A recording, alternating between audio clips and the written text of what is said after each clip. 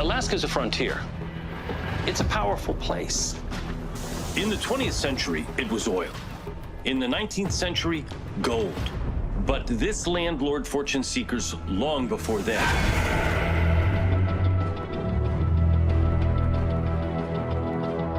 Caves are super important to understand a civilization like the Maya.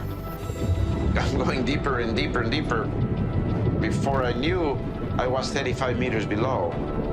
The first thing I saw is this skull. It was staring at me.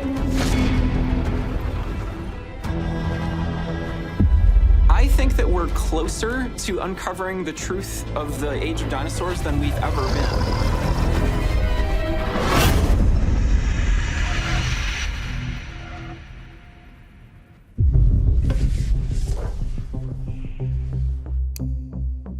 My first exposure to dinosaurs was probably the Flintstones, which is not a very accurate portrayal of dinosaurs.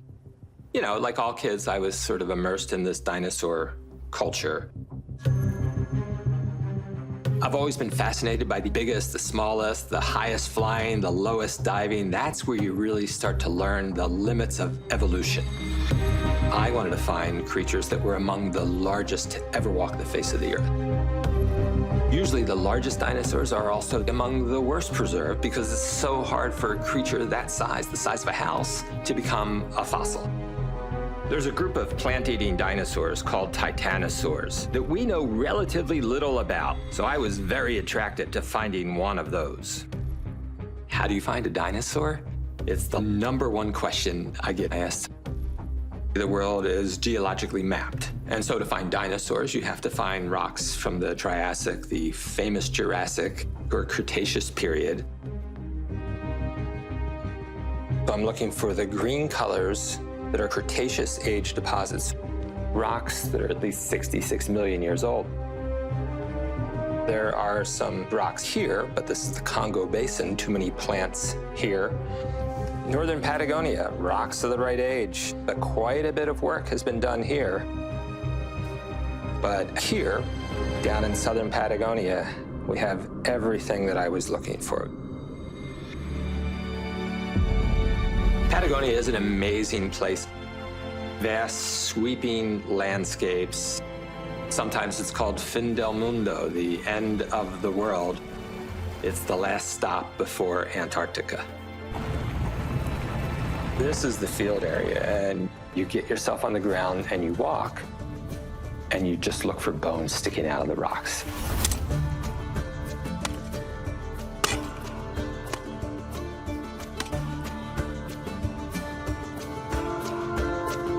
That year, in 2004, we were about a month into the expedition, and we hadn't found anything that I would say was really great. So at this point, the pressure's on. You start to worry. We had a week left. And then finally, we found something. A piece of bone exposed. It had weathered out of a cliff face, so it was super easy to excavate. So it doesn't take us long before we uncovered a very, very large femur. 2.2 meters long, that's about 7 feet, 1 inch long. We know that we're looking at one of the largest dinosaur bones that had ever been seen.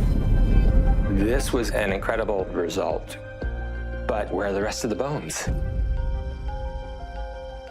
We dug and dug and dug around there, but there wasn't another bone to be found. But still, that told us giant dinosaurs lived here. And that was enough for us to know that we had to come back to this place.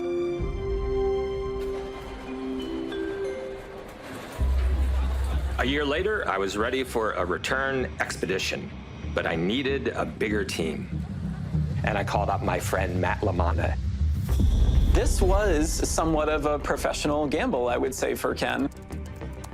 Ken, in a lot of ways, was putting all of his eggs in one basket. I think that there was some pressure upon arrival that second year in 2005. You know, we're not there for, for a month-long vacation in the desert. We're there to find dinosaurs. On the first morning, I was prospecting for bones. and saw a dinner plate-sized piece of bone exposed in the desert. I GPS the location, I give it a field number, and I move on and I start to prospect for some other sites. This is 2005, so I put on my iPod and put on some heavy metal. And I walked basically up the side of a mountain, thinking that I was going to find the next big thing. But I turned around when I got to the top of the mountain, and I saw my 3 Argentine colleagues, Marcelo Luna, Lucio Ibaricu, and Gabriel Casal, all kind of gathered around this spot that didn't really look like it was much of anything. And so I go down there because they're lingering there. Maybe they'd found something interesting. I returned to the spot where I had found the bone, and I saw something astonishing. They have about a half of a leg bone exposed, half a femur. The bone is 6'3" long, so we knew we had a giant titanosaur. And soon, other bones start appearing. When we began to excavate the tail, it was really a thing of beauty. It was articulated, meaning that the bones were still touching each other like they were in life. We started to see that this was giving us our best window yet into the anatomy of the largest creatures to walk the planet. To protect the bone and transport, we wrap it with bandages of burlap and plaster. This is what we call jacketing the bones. We had excavated about 200 square meters of rock as hard as concrete. After 4 more really grueling field seasons, so that's 5 years, we end up with 70% of the skeleton from the neck down, which was almost 3 times more complete than the next best preserved supergiant.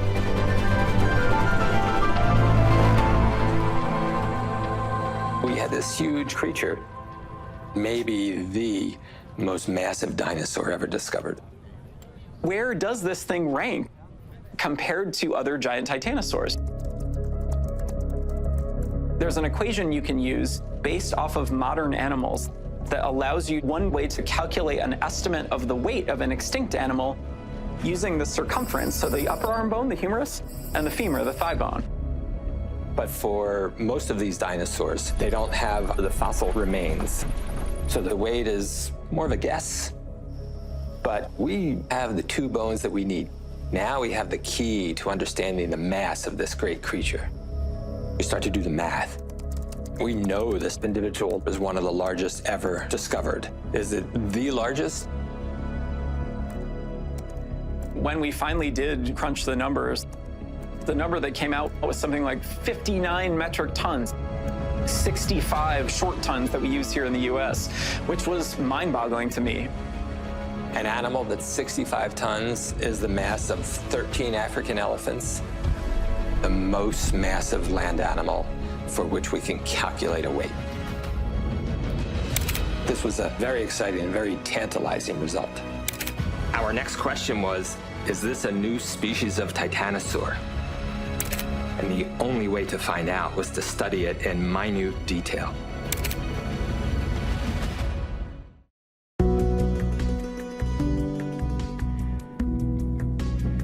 I love dinosaurs so much. By the time I was 13, I was volunteering at our local dinosaur museum. That's when I started hearing whispers of this giant dinosaur that was coming from the edge of the world. And it's the biggest dinosaur. Really? Okay, I'll believe it when I see it. And we went into the basement when we opened the door and saw 300 containers, all with bones, and was way more than I ever could have expected. I was a fossil preparator, and my job was to extract the bones out of the rock so we could examine them in close detail. We didn't know whether it's a new species, so we had to look for novel features in its skeleton. You're making maybe a dime size of progress a day, but little by little, day after day, it all starts coming together. It's really slow, but I love it. To establish a new species of dinosaur, you have to see at least one feature in its bones that hasn't been seen in any other dinosaur. Eventually, after 3 years, we have the full skeleton just laid out on every tabletop. The 30-foot tail was laid out along one wall and down part of a next. The humerus standing by the door. Now we could see this 77-million-year-old skeleton in all its glory, and finally work out what it was. We began to get a full set of measurements. This animal would have been 85 feet long. That's almost the size of a basketball court. At the shoulder, it would stand 2 stories high. This was an immense animal. Now, based on all our lab work, we could see that it had unique features that hadn't been seen in any other dinosaur. So this was a new species of Titanosaur. Now we need a name. What would this animal have to fear in its landscape? Essentially, nothing. And I come up with the name Dreadnoughtus, which means fears nothing. First chance we got, we ran outside, screamed it as loud as we could. Dreadnoughtus! It was like the best feeling. That's such a cool name. Now we had identified this dinosaur as a new species, but we still had so many questions about how an animal so large could live. The largest animals today are the whales. They don't have to contend with walking on land. And it really sparked in me this question of how is this animal moving? All the parts that would tell us everything that we need to know, like muscle, cartilage, tendons, don't preserve. You can't just open a book and look up the muscles for a new dinosaur. We have to discern those from the bones themselves. The big limb bones are 6'2", about 800 pounds. We can't move that and try and figure out how it moves. So our solution was to go digital. We used a 3D scanner to capture all the bones. This was one of the first dinosaurs to be captured in a 3D scan. So this area right here, that is a palm-sized muscle scar, which means the muscle was pulling on this part of the bone so much that it left an imprint. Now, with these scans, we could begin to reconstruct Dreadnoughtus. It enabled us to have these 3D bones that we can easily manipulate in a virtual environment and do our biomechanical experiments with. One of my colleagues, Kristen Bogley, has mapped out those muscle scars, attached virtual muscles to test how these dinosaurs move. Let's contract this muscle, let's contract this muscle, and we'll see what the limb does. And so we're actually letting the anatomy inform us about its life. Our analysis of its largely complete skeleton helped us put flesh on the bones of this amazing creature. First, we could see that the bones themselves were big and strong. It could easily walk on land. There's really nothing like these creatures on the planet today. But there was one strange anomaly in the tail that puzzled us. Underneath each of the tail vertebrae was a pair of bones that were hanging down, and instead of tapering to a point like they do in other dinosaurs, they flare out into this big paddle for muscle attachment. It was housing these hugely powerful muscles that would go from its leg to its tail. When we looked at it carefully, we realized that these muscles would have provided powerful leverage in the tail. We thought, oh, if they pull on this fast enough, that's gonna hurt. It's not only that it was so big that nothing wanted to eat it, it was that it was weaponized in the case that something did try. This was something we hadn't seen before in titanosaurs. This was a tail that could kill or maim the largest predators. I think in comparison to other titanosaurs, Dreadnoughtus looks like about the toughest that I've ever seen. I think that plant-eating dinosaurs probably are often made out to be these, like sort of gentle giants. But we're starting to understand that just eating plants does not by nature make you docile. I think it's time to recast these giant animals as the surly beasts that they were. Look out, meat-eating dinosaurs, because you do not want to mess with a Dreadnoughtus.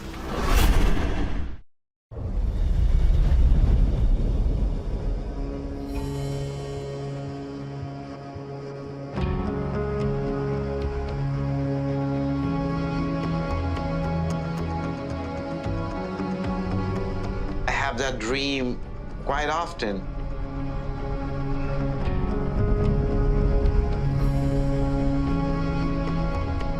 That my house got flooded. I think I was 4, and in Mexico City we have this old house. I remember I could see the bathroom down there, and I'm diving in top of it. Then I knew I wanted to be a diver.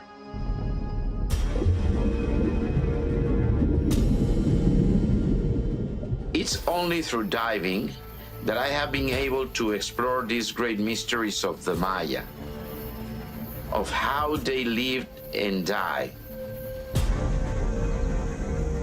Chichen Itza is a spectacular Maya city in the same region as Cancun. When you're right in front of El Castillo, it's such an amazing sensation, and you realize its power and the architectural talent of the ancient Maya.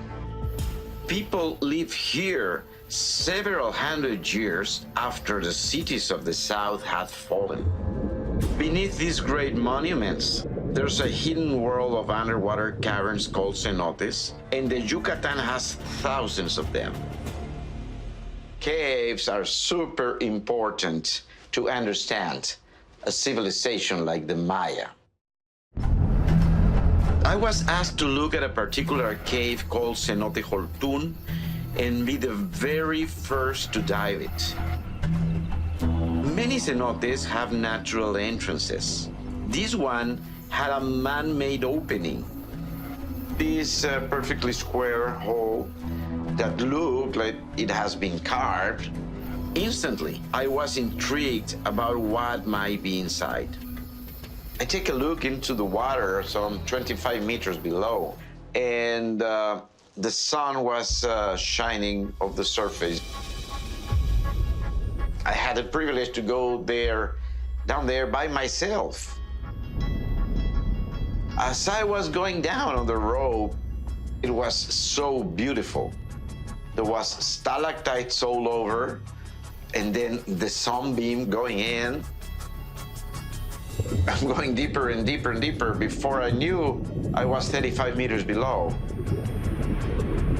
Suddenly, at the bottom of the cenote, at 40 meters, I could see what looked like a sculpture looming out the darkness, a head with fangs. I was stunned. How did this get here? Did someone throw it in? Did it fall? I really wanted to stay on the bottom. Then I realized I had to go up as I was running out of air. Suddenly, something woke me up. It was this ceiling that I hit with my head. And I'm going to the edge of this ceiling, and as I go up, that ceiling was a big platform.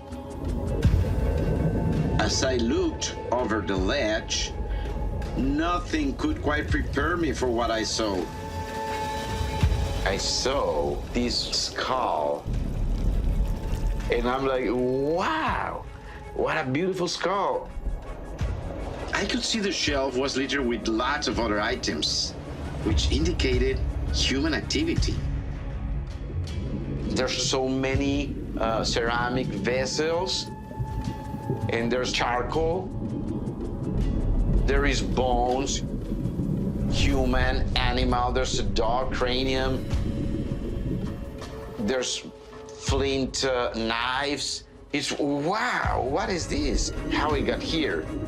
Then I thought, what are these artifacts doing here? So deep underwater. I knew I had to come back to investigate in more detail.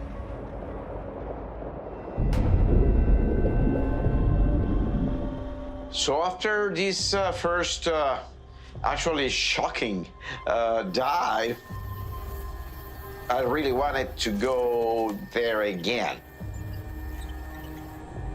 I continued my journey into this shelf, and I located this beautiful skull, which I believe it's a female, a young female, early 20s, and I started looking much closer, and I saw this big hole on the back part of the skull, and that's so intriguing because that can give us clues on how this person probably died. We started examining it, and then I knew we needed more information, but we are always trying not to disturb places, not to take anything out or even move. That's a big responsibility as well for us. We gotta be super careful. New technology can help us understand the places and the artifacts. We started doing photogrammetry, a photographic technique which constructs a 3D model. And we wanted that particular piece, this skull. So we take it very carefully into this turntable, turn it around, take pictures from every possible angle, hundreds of pictures. And then that's the easy part, because the hard part is to put it back just as it was originally.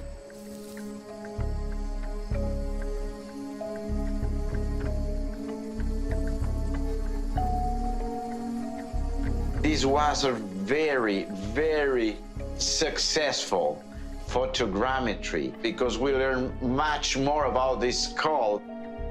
We used it to create a 3D printed skull, an exact replica of the skull in the cenote. When you see a 3D scan, you see things that you could not see underwater. Even though you have it right here, it's a super aid for archaeology. It enabled me to look really in detail at the shape of the hole in the skull. And what I could see is that it was too deep and angular to have just been caused by the impact of a fall.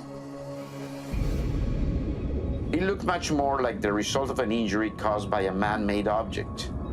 So it made me wonder, could she have been killed?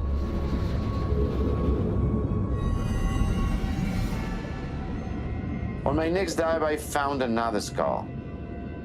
We found that it has a very similar injury in the same area on the right-hand side, and it has this big fracture. This could not be a coincidence. We might be looking at a pattern of doing rituals and sacrifices in this area. The ancient Maya believed that human sacrifice would please their gods and prevent chaos and disaster. Could we find out the reason for the sacrifices here at Chichen Itza?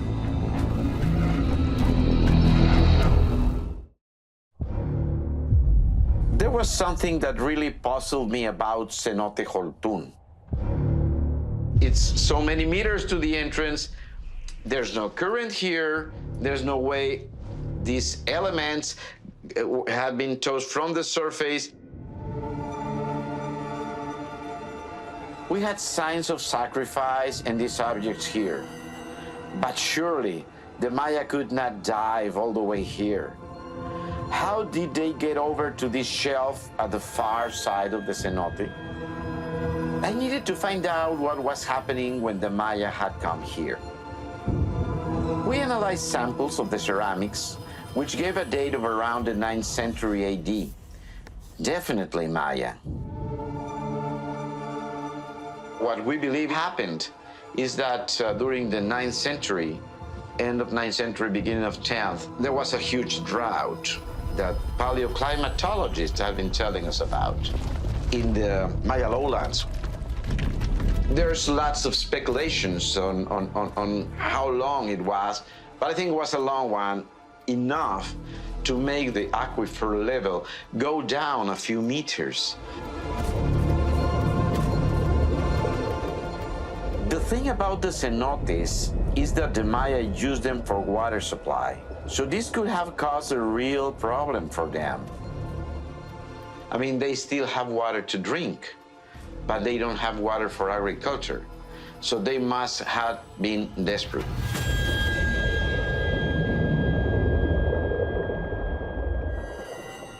And then I found something that confirmed it.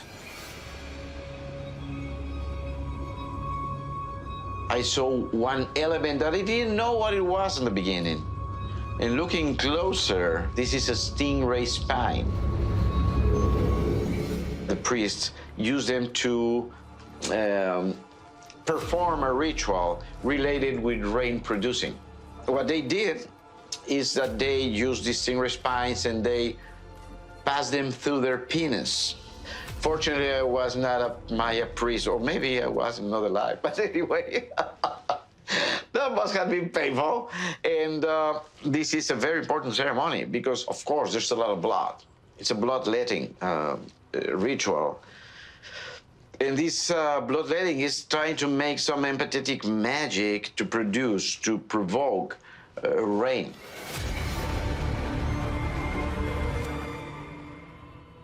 The evidence of the stingray spine used for rain-making rituals and its location below the current waterline told me these offerings were placed here intentionally when the water level was lower during a period of drought to bring rain. Their world was ending. If it was a drought and there's no agriculture, that's it. There's no way you can feed the population. My feeling is they started doing rituals. They bring offerings, human victims of sacrifice. But despite long periods of drought, I knew Chichen had survived for several hundred years after. How? Then I remembered what I'd seen on my very first dive deep in the cenote. The sculpture I found was an important key. It wasn't Maya. It was from a completely different civilization, probably Aztec. This is Tlaloc, Central Mexico water god. How this sculpture got here? When you think about Chichen Itza having a port 90 kilometers to the north, probably it came from central Mexico, which is a fascinating idea. We know it was an important trade place. Merchandise from all over Mesoamerica got there. Jade, feathers, ceramics, and probably Tlaloc sculptures.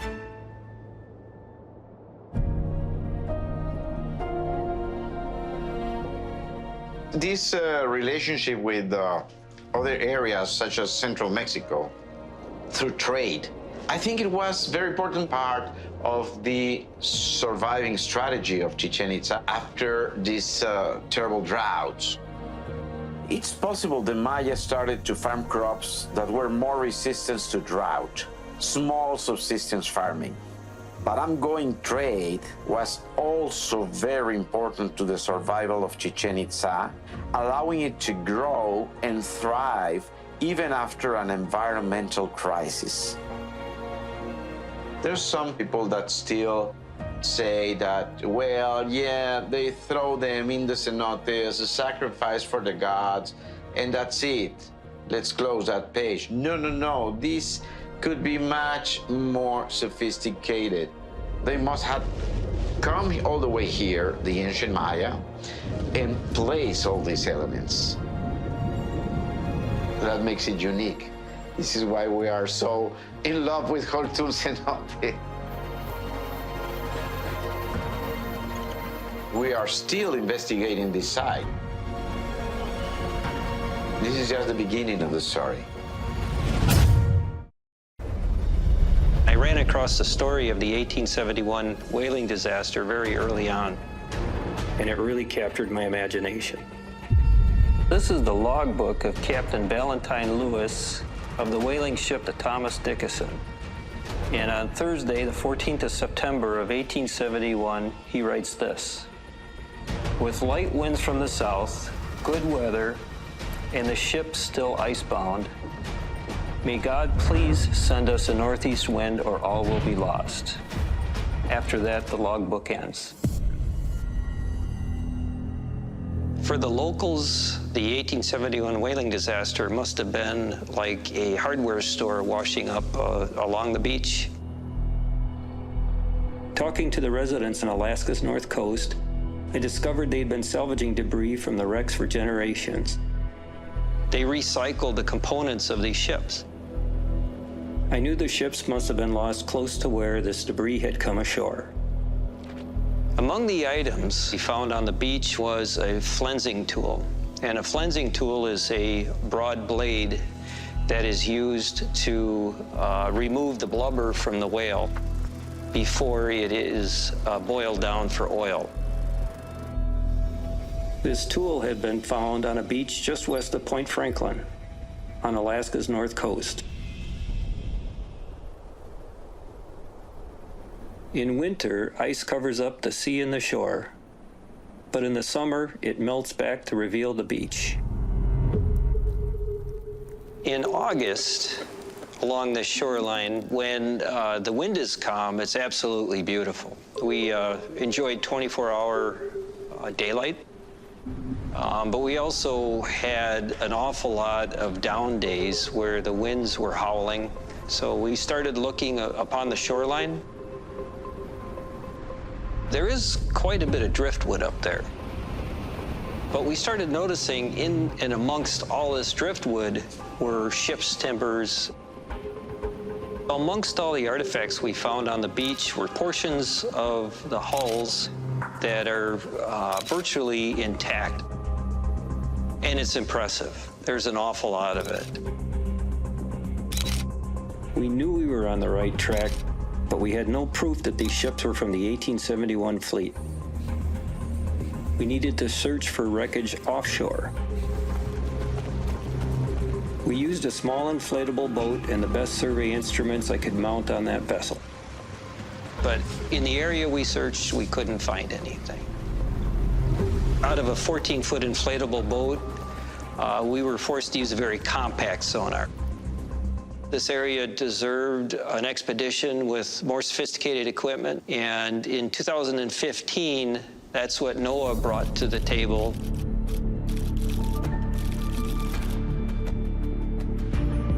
The story of the lost whaling fleet of 1871 is perhaps the most incredible to me.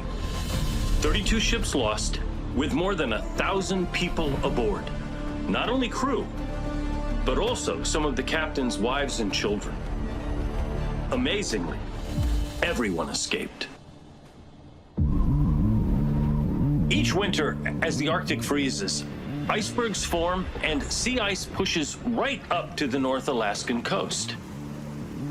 This is what trapped the whaling fleet of 1871 in the area we now call Alaska's North Slope before they could reach warmer southern waters.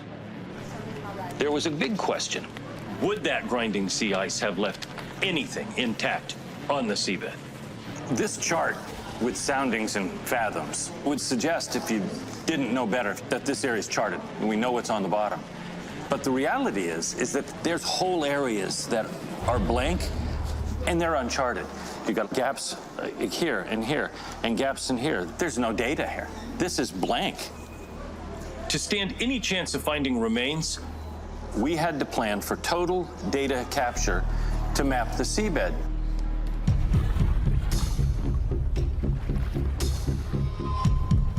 I had known about this story for decades. The disaster of 1871 was one of the things that basically ended Yankee whaling in the early 20th century, because it was such a devastating loss. What was still there if anything, was still there. It was a question that needed to be answered. I was the mission coordinator. Once we got there, it was deeply personal.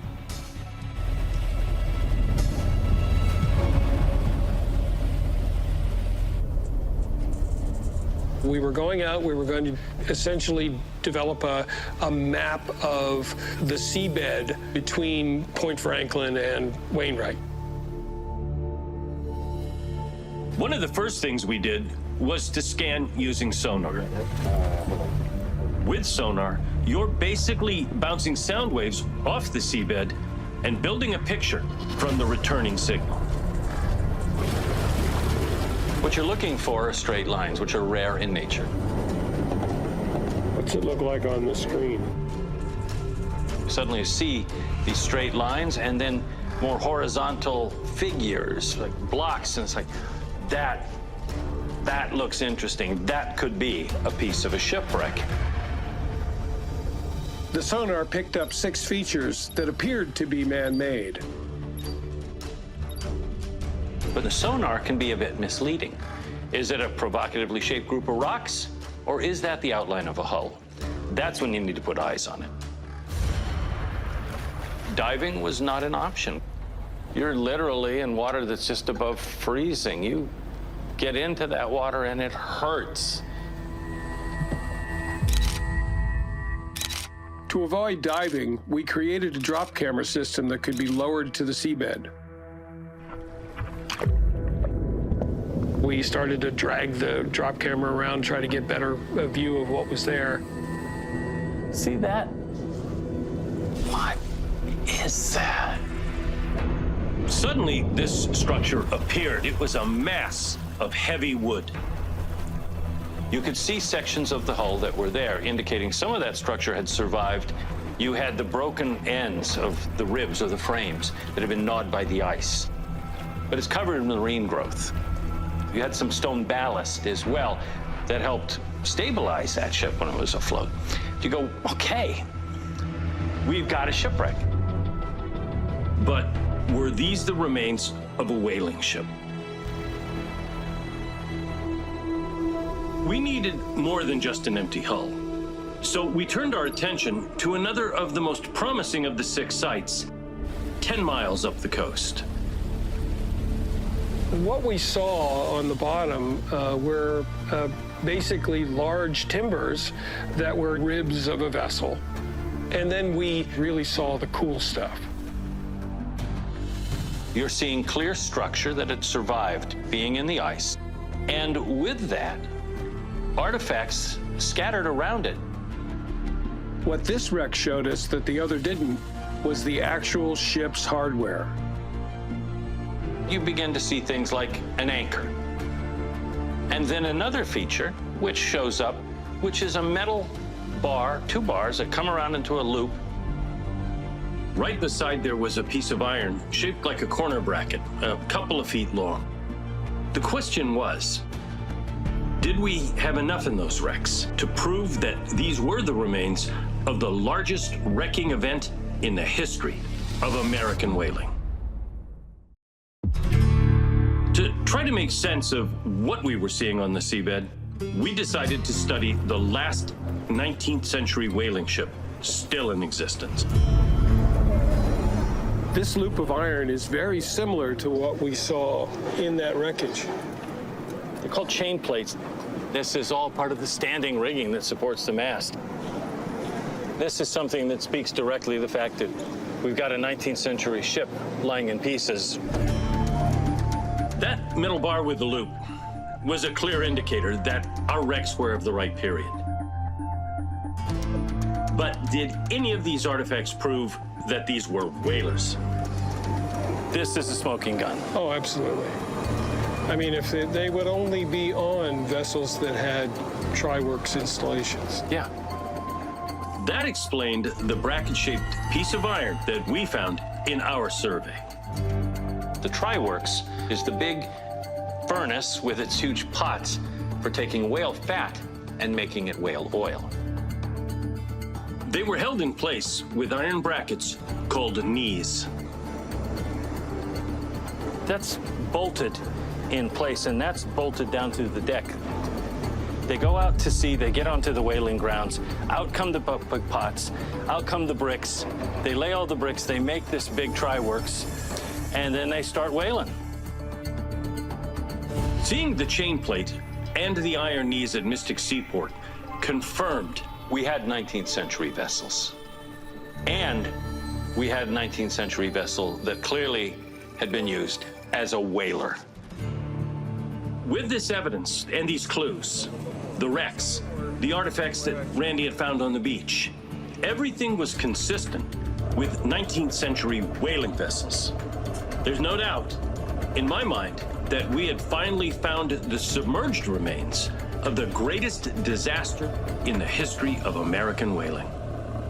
The common sense assumption would be that the Arctic eats ships and leaves very little.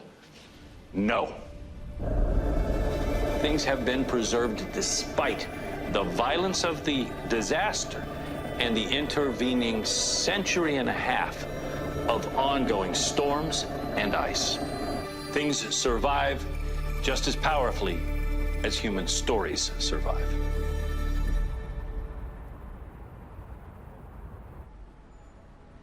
The 1871 whaling disaster was a major blow to the industry.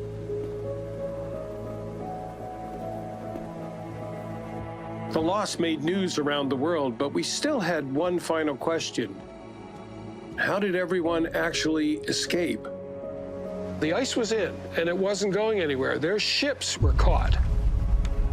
The reports say that the crews managed to make their way to another group of whaling ships 90 miles away. In the ice-locked Arctic in poor weather, that's a very hazardous trek. When we looked again at our mapping data, we found an important clue. Where we did the seabed mapping close enough to the shoreline, we did see evidence of the raised feature that runs parallel to the shoreline. The sonar clearly shows this sandbar or reef offshore. It was maybe 5 feet below the surface of the water. We wondered, did that sandbar play a role in the escape? We went through all the evidence we could find.